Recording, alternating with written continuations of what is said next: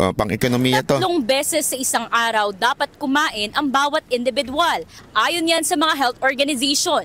Pero sa kasalukuyang presyo ng mga bilihin, kumustahin natin ang ilan sa ating mga kapatid matapos ang ilang taong pamumuno ni Pangulong Bongbong Marcos. Sir, magkano ang budget mo araw-araw para sa pangangailangan? Mga 300. Yan, Kasya po ba yun sa araw-araw ko rin? Hindi po, kulang po. Sa mahal po na bilihin natin. Nako, yun ang ekonomiya. Sir, ilang beses mo kayo nakakain sa isang araw, buong pamilya ko ninyo? Ay, ano naman po, kompleto naman po. Hindi, kulang pa rin po, hindi pa rin po sapat. So, ayan, malinaw ang ekonomiya ni ate. Sabi niya, nagmamahal at masyadong hindi pa kaya yung ginagastos nila sa pagkain. Ito, hindi ko naman sinusupla ko si si ating nagsalitang na umunlad daw ang ekonomiya. Pero if there is someone who is more believable, ika nga, pagdating sa ekonomiya ay siguro yung mga mas matatanda na nagtatrabaho instead yung sa mga nag-aaral. Tama ba? Spencer Lacalle? Di ba? So, ito kasi si Spencer Lacalle, yan, dapat tanungin yan kasi OFW yan. Siya ba ay, ano masasabi niya, umunlad ba ang ekonomiya ng ating bayan? Kasi may nagsabi kanina na isang babae lang naman na estudyante, sabi niya umunlad daw ang ekonomiya. Pero dapat, ang tanungin nga natin, yung mga ganitong nagtatrabaho, kung totoo bang umunlad? Ano ba ang nakikita nila sa ekonomiya? Eto pa, sunod, pasok. Wala naman akong nabalita na bababa yung presyo ng bilhin kasi mahal ang bilhin ngayon. Mahal ang mantika. Mantika ngayon nagmahal. Ang bigas mahal din. Pati itlog mahal. Grabe, pati itlog mahal. Wag ganyan, ha? Hindi, alam mo, sa totoo lang, baka sabihin nyo, ako mahilig po ako sa itlog. Alam mo ba sikreto ko? Ito, iba, nagka-carnivore diet ako. Gusto nyo ng sikreto? I-share ko kayo. Sa carnivore diet, talagang hindi ka gugutumin. Pagka, grabe ho, breakfast ko, 6 na itlog. Walang biro, 6 na itlog. Tumatagal na ako. Alam mo kung ano oras na ako susunod na kakain? Siguro after 12 hours na. Sa sobrang busog ko, siguro because of the protein, walang biro. Kaya nga sabi ko nung narinig ko tumaas na yung presyo ng itlog. Kawawa naman si Bungal pag tumaas na yung presyo ng itlog. Kung dati 150 lang. Baka ngayon na 1.5. Pero duda naman ako na makakuha siya ng 150. Sa pagmumukha niyang yun, hindi siya makakakuha ng 150. Siguro mga 1.5, mga 5.5 ganun, papayag sa kanya. Kasi sabit-sabit yung nun. Sa itlog, di ba? Ito, tuloy natin, tuloy. Ano pa masasabi? Nagmahal pa ba o hindi? Ano ang ekonomiya? Bilang magta-tricycle, sa amin yung 10 oras, maganda ng biyahe namin yon. Ngayon, 16 hours, wala na, kulang pa rin. Sa dami. Ito ang mga nagsasalita, taong bayan, ha? Hindi ho ito sinasabi natin mga Duterte supporter, ha? News 5 ho ang nagtanong dito. Taong bayan ang nagsasalita. Kayong mga Ensimada vlogger, sige nga, sabihin nyo sa amin sino sa atin dalawa ang bulag. Sino sa atin ang lumulunok ng tae? Bakit kanyo? Kasi tuwan-tuwa kayo doon sa nangyayari na pinasok ng dilawan ng gobyerno natin na dati galit na galit kayo sa mga dilawan. Tama, mali? Lahat ng tumaas na bilihin. Sanay lang ang Pilipino sa hirap. Sanay lang sa hirap. Yun, tumaas daw lahat ng bilihin. Dati 10 hours sila nagtatrabaho, ngayon 16 hours wala pa. Kaya lang, sabi niya, sanay lang talaga ang Pilipino sa hirap. Alam mo kuya, kung saan sanay ang Pilipino? Sanay ang mga Pilipino sa mga budol, sa mga scammer. Sa totoo lang, ha? Ito, serious talk. Gusto nyo na real talk? Ewan ko ba na tayo mga Pilipino, taon-taon, we vote the same people in the government. Hindi nyo ba naisip to? Taon-taon, same congressman ang binoboto ninyo. Taon-taon, same mayor ang binoboto ninyo. Pero, nagrereklamo kayo. Tama, mali. Every president ang binoboto nyo yung sikat. Tapos nagtataka kayo bakit walang nangyayari. Di ba? Simple eh. Simple mathematic. Paulit-ulitin mo yung ginagawa mo, tapos mag-expect ka na may magbago, ay isang malaking katarantaduhan yan. Kaya nga po walang yumayaman sa isang empleyado. Magpapaka-chingkita naman tayo ngayon. Hindi totoo ha. Bakit kanyo? Kasi, magkano sahod mo ngayon? Halimbawa lang ha. Halimbawa lang, sumasahod ka ng 30,000 kada buwan. Empleyado ka. Anong expect mo? Tataas siya next month? Hindi tataas siya next month. Bakit? Empleyado ka eh. Pareho pa rin yan. Baka nga bumaba pa eh. Depende yan sa boss mo o kaya sa negosyo ng boss mo. Unless, tataas yan kung magpalit ka ng trabaho. O di kaya magnegosyo ka. Yan, maaaring tumaas. Pero kung ina-expect mo, kasi marami sa ating kababayan eh. 'Di ba? Yung ano ba yun, yung ang laging mindset nila eh, aasenso rin tayo. Balang araw, siswertein din tayo sa buhay. Pero ano ginagawa niya? Wala, nakatambay. Pero ini-expect niya darating yung swerte.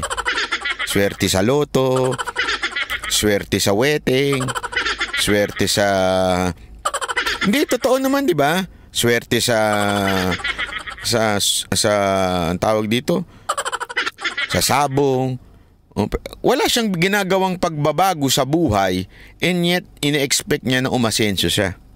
Hindi mangyayari yan, kapatid, mga kaibigan. Kung kayo ay hindi mag-aasenso sa gagawa ng ibang bagay, hindi kayo aasenso. Tandaan niyo yan.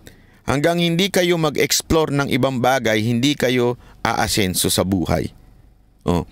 Bakit ko na-relate ito? Kasi ganyan din yan sa pagboto ng kandidato. Same candidate ang binoboto ninyo. Mag-i-expect kayo na gaganda bayan natin. Kaya nga, naging halimbawa na sa ating mga Pilipino na bumoto tayo ng isang presidente na kakaiba. Sino yun? Si Pangulong Duterte. Ang daming nagbago dun. Tama, mali. Kasi bumoto tayo isang presidenteng kakaiba. Presidenteng mabaho ang bibig. Ibig sabihin, pag nagsalita, palamura.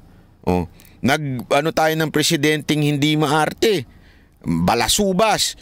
Di ba? Pero nagbago ang bayan. Kasi nga, nag-iba tayo. 2022. Bumalik na naman tayo sa dati. Sino binoto nyo? Sino? Yung maganda ang pangalan. Tama, mali. Anyari. Nga.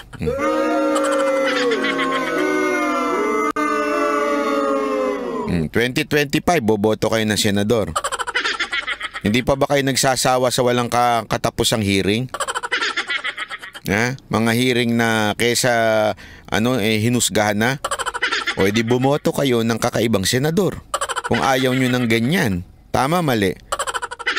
Di ba? Kung ayaw nyo na ng ganyan, bumoto naman kayo ng ibang senador. Para naman sana umasenso bayan natin. Ito pa masama, mga kababayan Ito pa masama. Kayong mga OFW, nabudol na nga kayo. Diba nabudol na kayo? Lahat kayo, tuwan-tuwa kayo nun. Bagong Pilipinas, bagong mukha. Kaibigan mo, kaibigan ko. Yan. Tuwan-tuwa kayo, diba? Galit na galit pa kayo sa akin nun. Hindi, totoo. Gusto nyo akong saktan nun eh. Wag na tayo maglokohan, mga kababayan. Gusto nyo akong saktan nun. Galit na galit kayo sa akin nun. Tama, mali. Bakit? Isa ako sa unang nagsabing gusto nyo ba ng bangag sa Malacanang? Grabe, galit na galit sa akin ng mga taong bayan nun. Tama, mali. Aminin nyo na. Galit na galit kayo. Pero ngayon, love na love nyo na ako, di ba? Bakit? Kasi sabi nyo nga sana pala naniwala kami sa'yo, banat bay. Tama, mali. Pero tanong, ito tanong ko sa inyo, mga kababayan. Andi dito na naman kayo. Sino?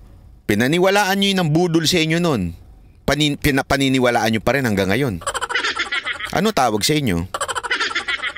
Yung vlogger na nambudol sa inyo para bumoto kay Marcos, naging anti-Marcos lang, naniwala naman kayo. Binudol niya na kayo noon, ngayon binubudol pa rin niya kayo. Nag-iba lang siya ng kakampihan dahil hindi siya kinampihan nung dati niyang kinampanya at ang kinampihan ay si Thinking Pinoy. Tapos ngayon, nagpapaniwala pa rin kayo. Ano tawag sa inyo? Sige, sagot kayo sa akin. Sige. Sige nga. Magkadiretsuhan tayo dito. Anong sagot nyo sa akin ngayon? Mantakin nyo, binudol na kayo noon ha. Binudol kayo noon, pinaniwala na kayo that Marcos is the best to the point na tinawag si Pangulong Duterteng Mangkanor. At nung hindi na siyang pinansin ni Marcos at si Thinking Pinoy na ang pinansin, naging anti-Marcos siya at anti-Lisa siya ngayon.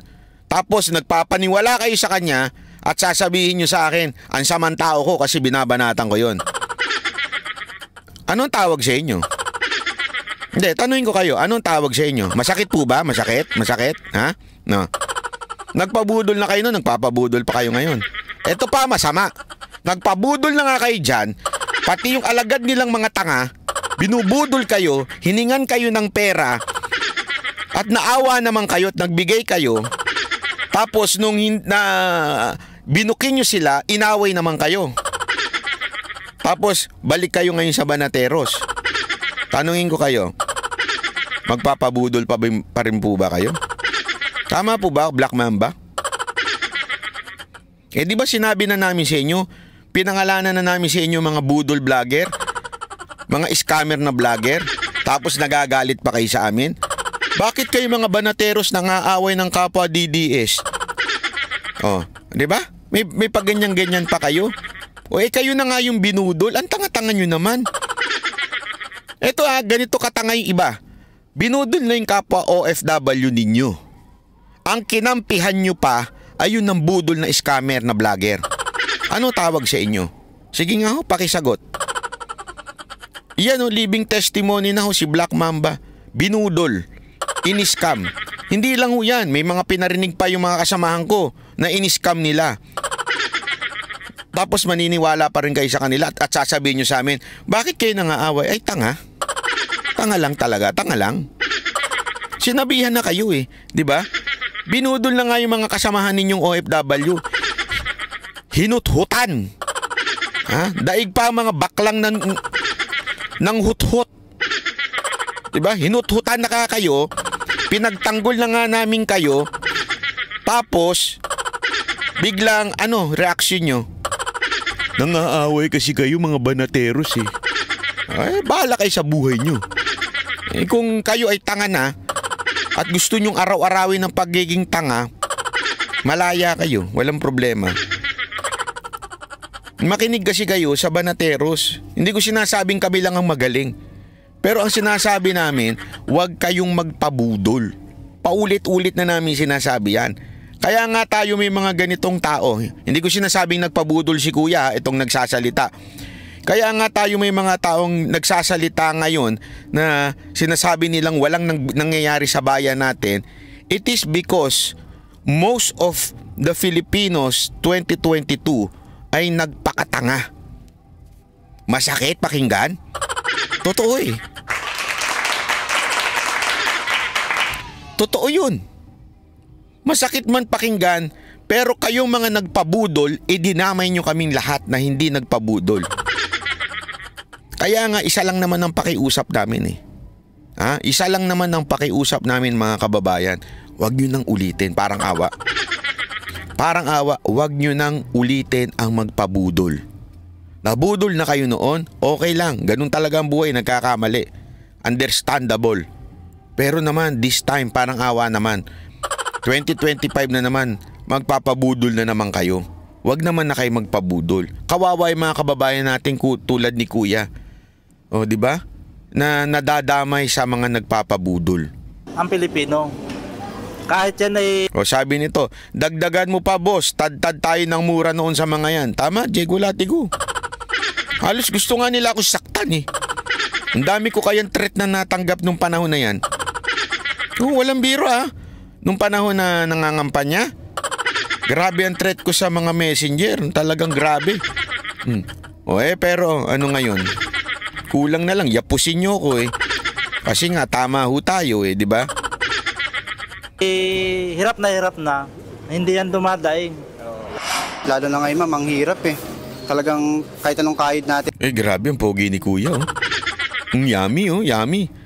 Huwag ka magpapakita sa mga delicates ka. Baka mamaya mabibamax ka ng mga bakla dyan. Naku po.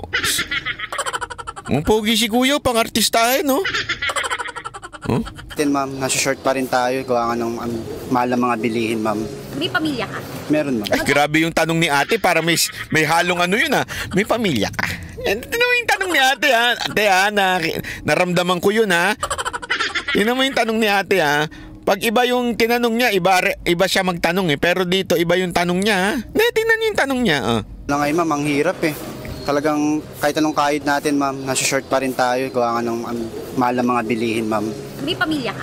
Meron. diba? May pamilya ka. Ate tingnan ko nga kung sino ka mamaya. Magkano budget mo kada isang araw? Kada isang araw? Magkano budget mo kada isang araw? Ako nang bahala, sabi niya. Nung nag-i-interview. Joke lang ate joke lang Siguro pagka nag-interview dyan si Thinking Pinoy, kuya, may pamilya ka? Gusto mo ba ng joke lang. Depende, ma'am, kasi sa isang araw siguro mapalo rin ng 300. Kasya po ba yun? Kulang pa, ma'am.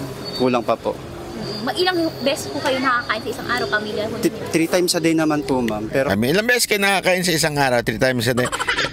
Yung jowa mo, asawa mo, ilang beses mo nakakain? Ay, grabe ang bastos ni ate. Gago! Joke lang. Walang ganong tanong Imaginasyon ko lang yun. Joke lang. kinakapos pa rin po. Ilang beses na ho kayo nakakain sa isang araw? Iba yung tono niya ngayon. Pagalit na siya. Ilang beses kayo nakakain sa isang araw? Galit na siya dito. Kanina may halong lambing Ngayon galit na. 3, 2, ganun lang. Kung may mga sumusobra na ng pera, pinangkakain lang namin. Kasi hindi sapat yung kinikita sa taas ng puhunan namin. Magkano ho ang budget ninyo kada araw sa pamilya? Nag-range na lang kami sa 500 to 800, ganun lang. Ang budget nyo kada araw? Napapakain nyo naman yung buong pamilya nyo dati? Oo. At pagtsatsagaan naman. Sapat po ba yun sa isang araw? Mga kababayan, Madam Leia, ikaw, tanungin kita, taga-ibang bansa ka, di ba? Na-imagine mo ba yung sagot ng mga nauna? Magkano ang budget mong pagkain sa isang araw? 300. Yung pangalawa ata, I think 400, 500. Etong ini-interview ngayon, 800. Sa isang araw buong pamilya yan. Buong pamilya. Tanungin ko kayo, yan ho bang ganyang klaseng buhay ay masasabi ninyong sapat? Hindi, ako nagtatanong lang ako.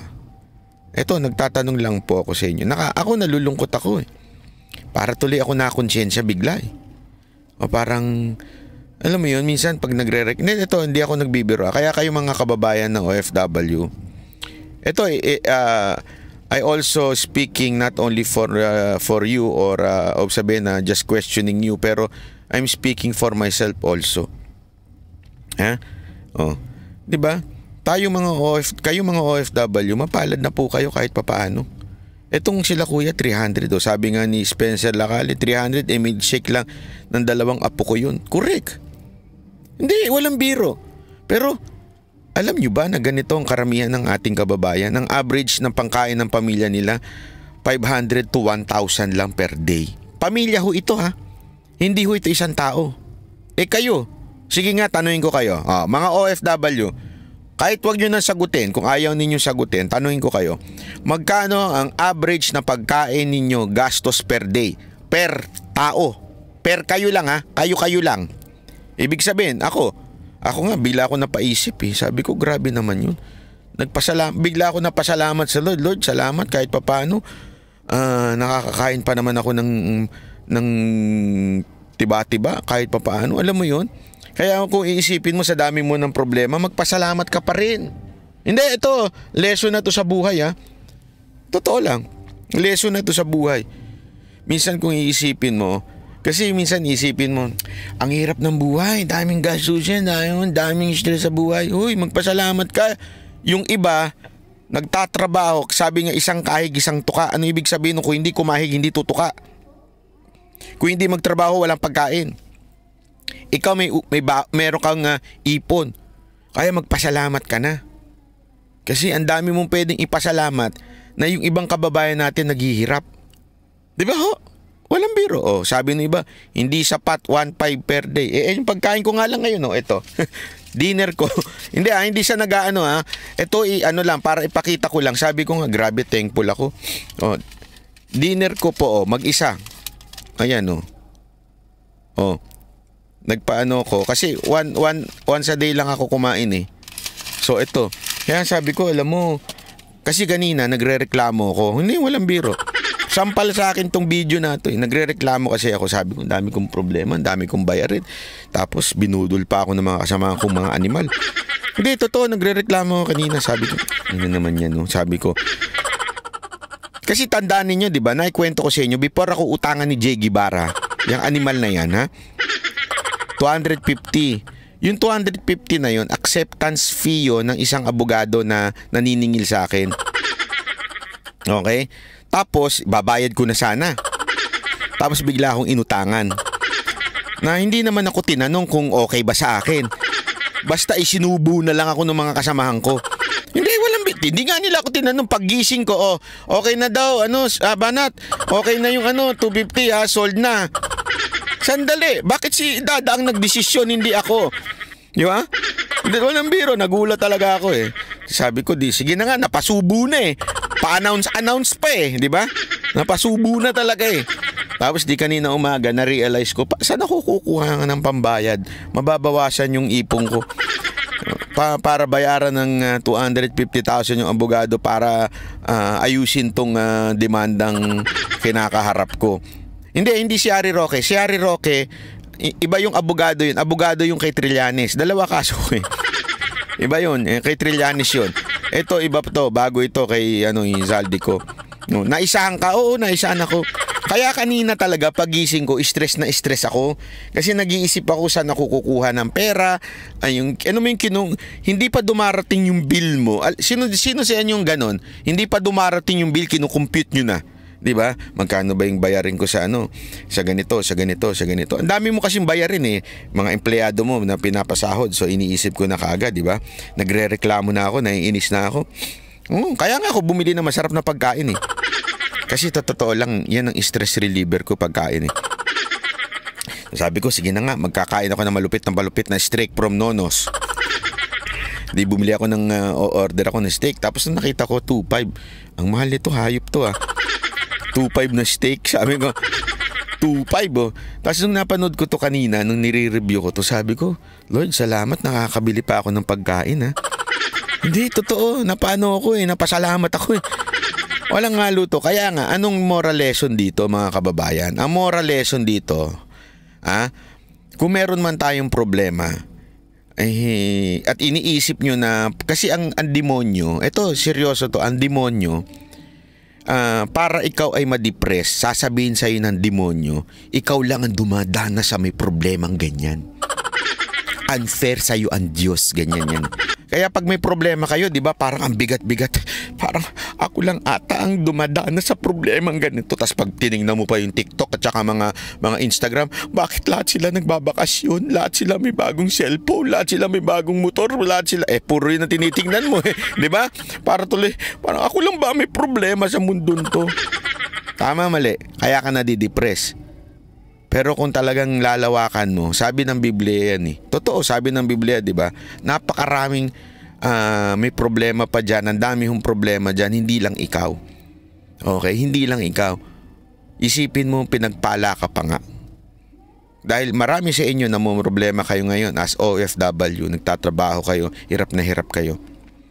Pero dahil sa pinlay natin na to, nare-realize nyo mapalad pa pala kayo. Dahil kahit papaano, sila nga nahihirapan na 300, 500. Buong pamilya ito ha. Yung iba 1,000 sagad na. Kayo, magkano pagkain nyo? Hindi, totoo. Magkano ang pagkain ninyo sa isang araw kayo pa lang? Di ba nagsusurvive pa kayo? Nabubuhay pa kayo? Mapalad pa kayo. Kaya magpasalamat kayo, sabi nga. Praise the Father. Di, totoo. Tama, mali. Tuloy natin ang kalagayan ng ating bayan. Sapat naman na. Sa amin kasi sa status namin okay na yun kasi sanay na kami kumain ng ganun lang. Kung ano lang yung meron, okay na yun. Oo, 5 anak ko eh. Magkano ang budget nyo sa isang araw? 500 lang binibigay ko sa asawa ko eh. Kaya lang, may 4 na anak ako nag-aaral. Kasya ko ba yung 500 araw-araw? Ay, hindi. Nangungutang nga ako ng 5-6 eh. Sa ngayon, hindi pa rin bumaba. Kaya naman pala si ate pala yon. Ate, ikaw pala yung nagtanong sa pogi, ah. Ikaw ate, ha? Maano ka, ha? Ano ka, ha? Maan ka, ha? Hindi. Wag naman ganun. Daming Biblia dito, kakausap ko, baka magsalita ang tao. Hindi si ate, kaya ano eh. Hindi. Alam mo, pinlay natin to kasi ito yung nangyayari sa bayan natin ngayon. Again, may hihirit dyan ng mga Ensimada vlogger. Sasabihin naman nila, noon pa naman mahirap yung mga yan eh. Di ba may mga gaganyan pa eh. May mga pilosopo sasabi nila, matagal naman na mahirap yung mga yan. Ba't sinisisi nyo ngayon kay Marcos? Ba't sinisisi nyo sa administrasyon? Hindi ata ho kayo nakikinig. Sabi ng mga kababayan natin, lalong humirap ngayon. Kung dati nga nagtatrabaho sila ng 10 hours, okay na. Ngayon, humirap pa lalo. Yun ang punto dito. Mahirap na nga, sabihin, ang buhay noon, humihirap pa ngayon. Di ba dapat kahit papaano may improvement? Kasi tandaan ninyo, ang tao, mga Pilipino pag tinanong, very optimistic ang Pilipino eh. Bibihira po sa mga ini-interview ang magiging negative. Tandaan niyo yan. Nagiging negative na lang talaga sila pag talagang totoong negative. Talagang nararamdaman na nila. Pero usually, kita niyo yung unang interview, di ba? Medyo pumupositibo pa ng konti eh. Konti. Di ba? Naghahanap pa sila, naghahanap pa sila ng positibo sa gitna ng kahirapan. Pero ito mga kababayan natin na nagtatrabaho, kasi more or less yung mga in-interview, mga padre de pamilya, di ba? More or less, hirap na ho sila. Kung talaga meron silang nararamdaman na maayos sa buhay nila at nai-improve, sasabihin nila yan. Nag-i-improve naman kahit papaano. Pero hindi eh. Di ba? Yan ang tunay na kalagayan ng ating bayan. Ito po ang sona ng taong bayan.